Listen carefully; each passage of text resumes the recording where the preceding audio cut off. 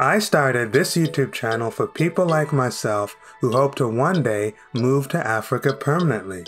But before I take that leap, I want to be 100% sure that I have found the best possible country to fit my needs and values. In this video, I will update you on what I have learned over the last few years filming and traveling in Uganda and Rwanda. At the end, we will update the country rankings list to help us both decide which country might be the very best fit. Let's get started.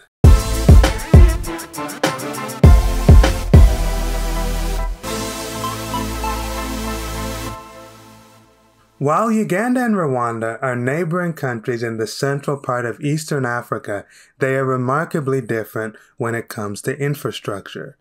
To put it in the most dramatic possible terms, when you cross the land border from Rwanda into Uganda, you feel like you're going back 20, if not 30 years back in time.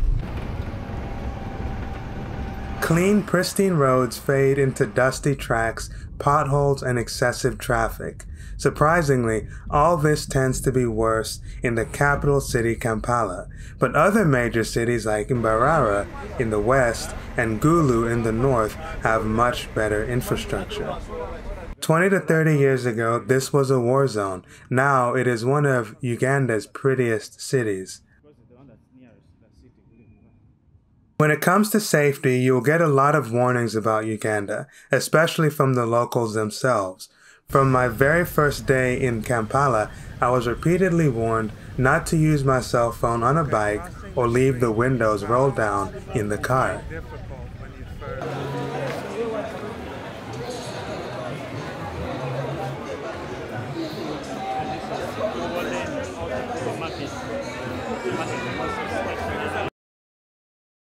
Certainly, all these warnings must have a grain of truth. But after spending several months in Uganda, I feel like the danger is somewhat exaggerated. I never experienced any crime or violence in the country, despite walking around with hundreds of dollars in filming equipment. Rwanda is in the opposite situation. For starters, it is rated as the very safest country in Africa for solo travelers, and despite not being a rich country, it has a very structured and modern government system.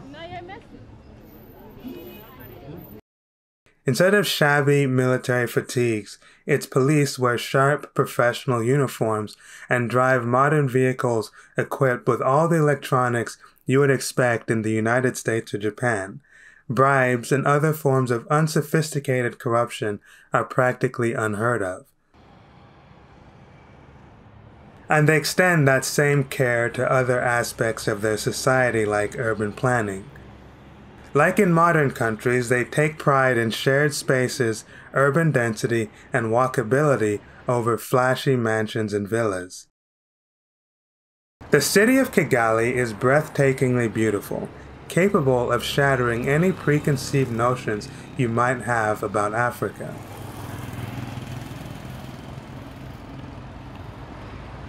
Other Rwandan cities like Musanze have the same pristine characteristic.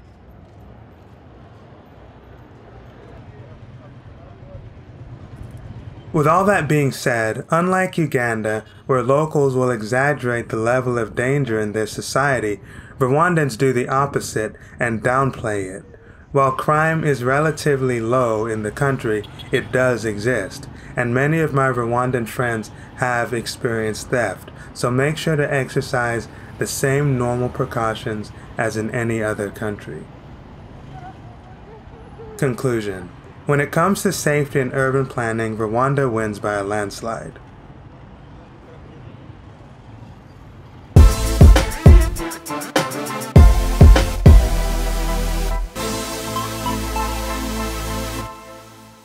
But while Rwanda's safety and urban planning are fantastic, it massively drops the ball in food quality.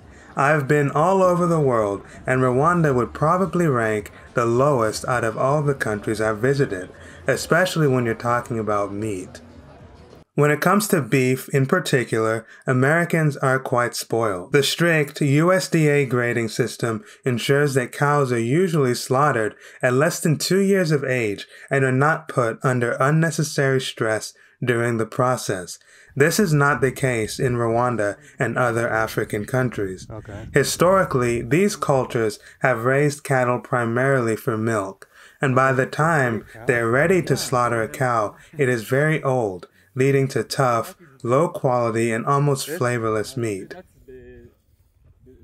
To be fair, Rwanda isn't alone in this regard. Almost every African country outside of maybe South Africa and Namibia have similar problems. But unlike other countries, Rwanda's low food quality isn't limited to beef. To me, almost everything in the country tasted quite bad, with Western-style fare like burgers, pizza, and wings being almost inedible.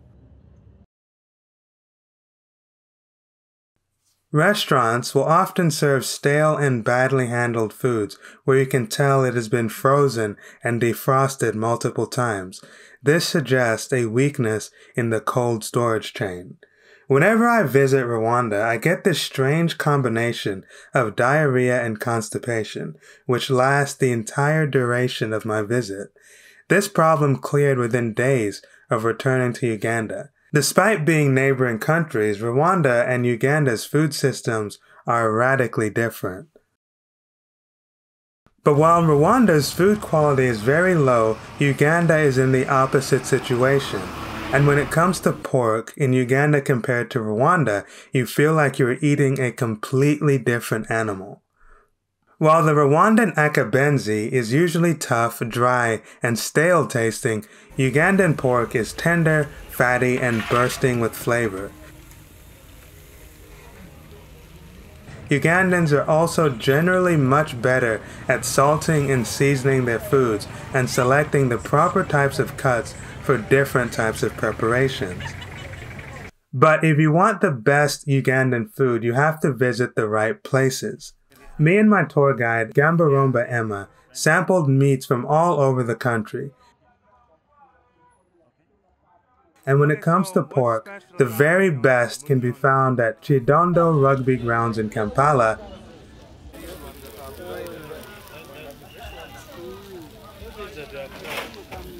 a club called BJ's in Gulu, and Kalangala in the Sese Islands of Lake Victoria.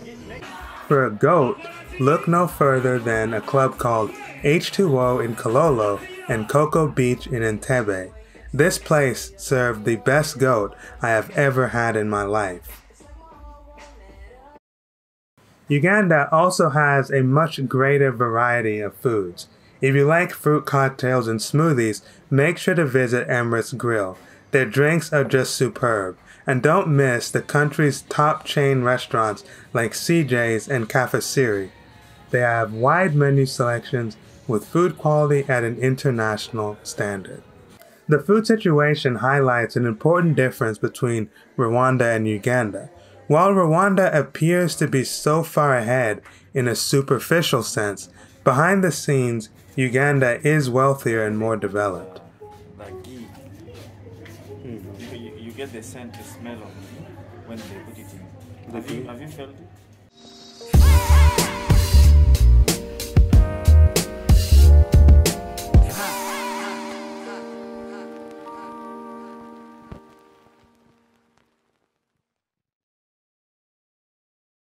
When I first came to Rwanda, I was lucky enough to quickly run into helpful friends who showed me around and introduced me to people who were very welcoming and friendly, giving me an overall positive impression of the society.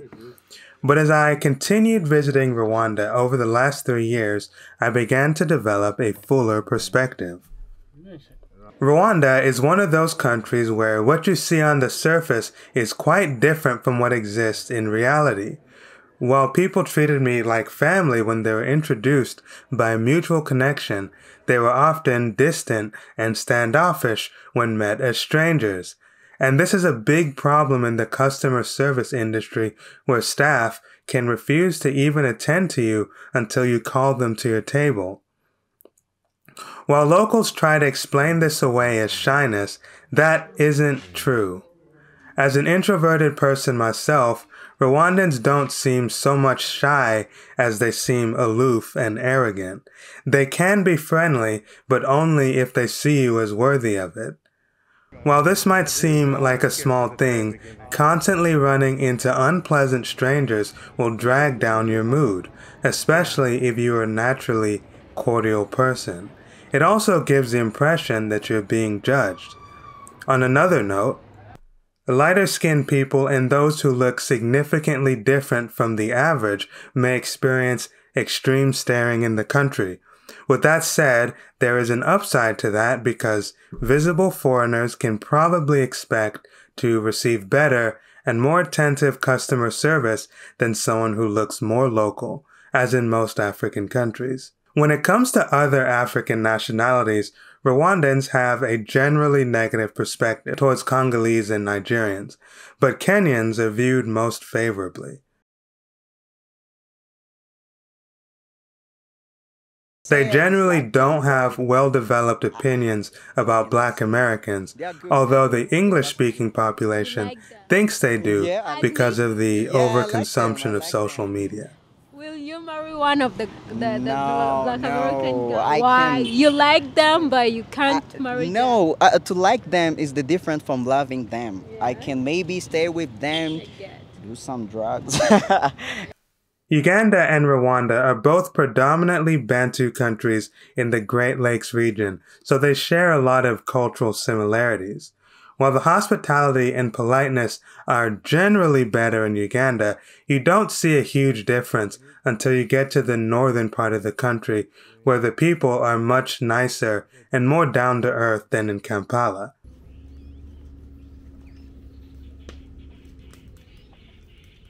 Tell him wherever he is, he reports at work right now. For sure, yes, sorry. Yeah, it's okay. You understand, because for you, you're not around there. So sometimes, when you're crossing a busy road like this, you first focus on this first half. On an individual level, Ugandans are very protective of their guests just to make sure you stay safe and nothing bad happens to you. Borders are more dangerous than the cars. I know if I stay here for too long, I'm gonna get hit eventually. I am hugely appreciative of the people who helped me on my most recent trip, such as filmmaker Clark Nwaya, who showed me around the city and helped me film some of my videos completely for free. Grown people and people who have money. Also, my tour guide Gamba Emma, who traveled with me all across the country and helped make the trip unforgettable. When it comes to whites and other visible foreigners, Ugandans can be exceptionally friendly, almost embarrassingly so. This is because they have a somewhat xenophilic culture and also simply respect white people in general because of their perceived wealth, kindness, and the appreciation for the significant charity work they have done in the country. In the way we were taught and brought up, like our minds were brainwashed. That's what I would say. Like we see a white person as someone superior. Like, of course, not me. But everyone should remember that most people you interact with in Uganda and Africa in general will have a hidden financial agenda, so don't take anything at face value. When it comes to friendliness, Uganda wins slightly, but mainly because Rwanda ranks so low. And on another note, on my recent trip to Mexico, the people treated me so much better than in either country. And that really highlighted for me how poor the customer service is in Africa generally compared to most parts of the world. But remember, this is my personal experience and your experience could differ dramatically.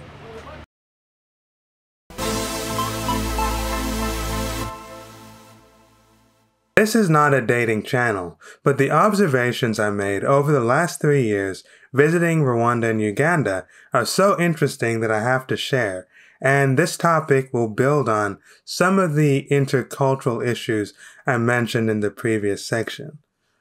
When it comes to dating, there are some big differences between the two countries.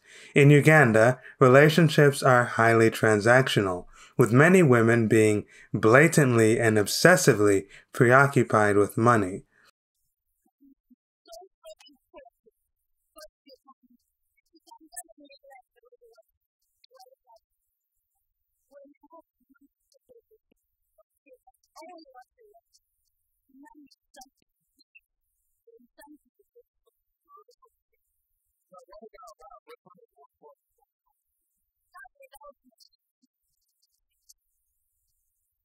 Often, a girl will ask for money within 3 days of meeting you, and they often make up fake stories to guilt you into complying.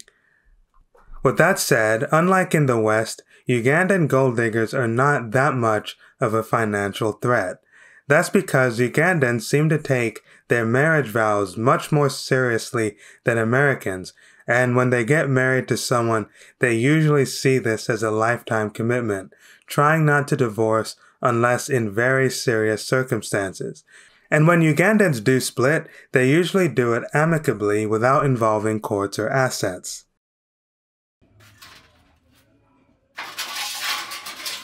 From an early age, most Ugandan tribes train women in their gender roles, which include domestic tasks like cooking. So do you cook every day? Yeah, I do. In Uganda, is it expected for women to be able to cook? Yeah, it's a bit of that. Because where will you eat in case you don't have money to go to the restaurants, what? So you have to cook. Yeah.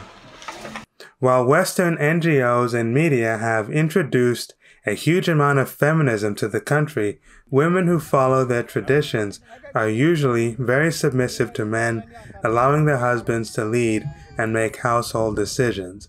They also give men a lot of freedom, even forgiving infidelity if the man meets his obligations. See, our mothers and our sisters, they are still people who are so, like they are somehow still from the African traditional society. Like you will know that at some point I have to leave a man to be a man, which I don't think I would get from a black American woman. Yeah? Anyway, you're right. On that note, the Ugandan culture also places a great emphasis on women sexually pleasing their husbands, which is a role they take with great pride. To this end, they are trained in special techniques unique to the Great Lakes region. Similar practices can also be found in Rwanda. When it comes to dating, Rwandan women have a somewhat bad reputation among foreigners, especially Ugandan men. It is to the extent that every single Ugandan guy I have spoken to on this subject has a horror story of friends or relatives who have been financially cleaned out after dating a Rwandan woman. The general consensus is that they're cold and calculating gold diggers who use men for financial gain. But I don't think this is completely fair. The problems Ugandan men face are often self-inflicted, because many of them are simps who try to attract women by showering them with money instead of looking for genuine signs of attraction. So perhaps it isn't surprising that they end up with the wrong types of women from Rwanda or elsewhere. From my observation of relationships in Rwanda, the women seem to have very reasonable financial expectations compared to most African countries, with many not caring about money much at all. I wouldn't date out of my culture, actually, yeah. So, I wouldn't. Now, what if the guy was rich? No, I'm trying to be rich. I'm trying to be rich, so I don't care. I don't care about money. I don't. Although they probably treat local men better than outsiders. For me, the deal breaker for dating in Rwanda was communication. For starters, Rwandans lie a lot, often about the most pointless things, and they do this at such a high volume that the lies begin to contradict, leaving you in a constant state of confusion and unease.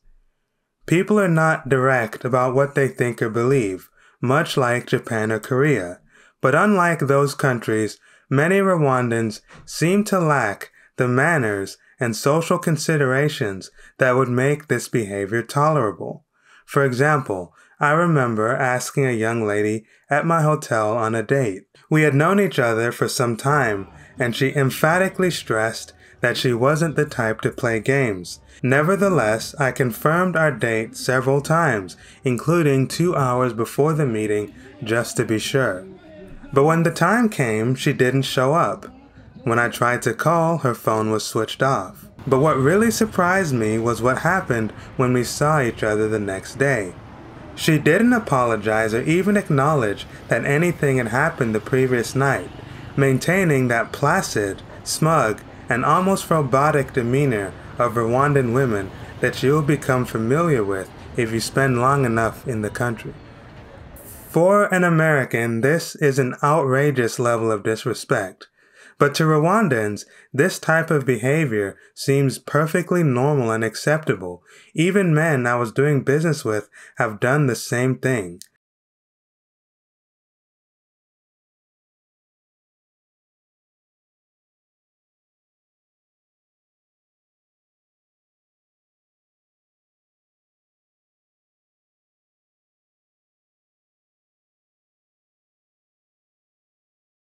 Overall, I think the manners in the country are extremely low, especially when dating.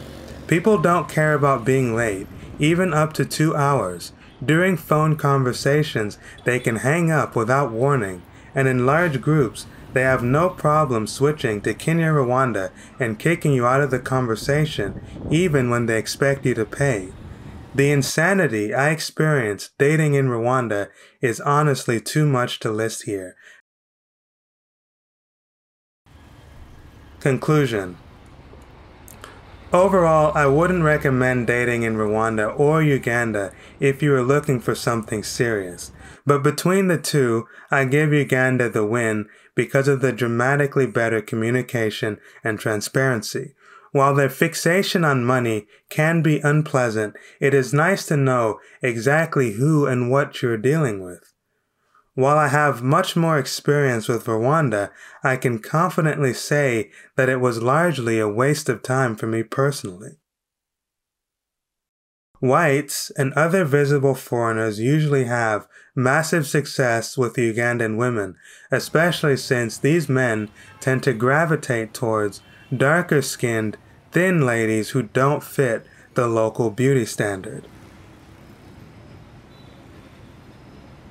Rwandans, on the other hand, often explicitly reject interracial dating, mainly because of pride in their culture and much stricter social norms. So let's get to the rankings. Rwanda once again wins this competition and remains my top recommendation for African American visitors to Africa. For most of you, its spectacular urban planning, excellent weather, and safety are enough to defray the challenges with culture and food quality, especially if you aren't concerned with integrating with the local community. As for Uganda, it remains an excellent pick for more experienced Africa travelers who prioritize a more free and open society with similar weather and plenty of business opportunities. On a final note, over the last 3 years, a significant number of people have moved to Rwanda long-term based on my videos, which is incredible. Shout outs to you guys. I hope my content continues to give people an accurate idea of what to expect when they visit or move to African countries. My search continues for the country that fits all my needs and priorities, and I would like to take this opportunity to introduce my next video series, Cabo Verde. A new video drops in 10 days. Obrigado.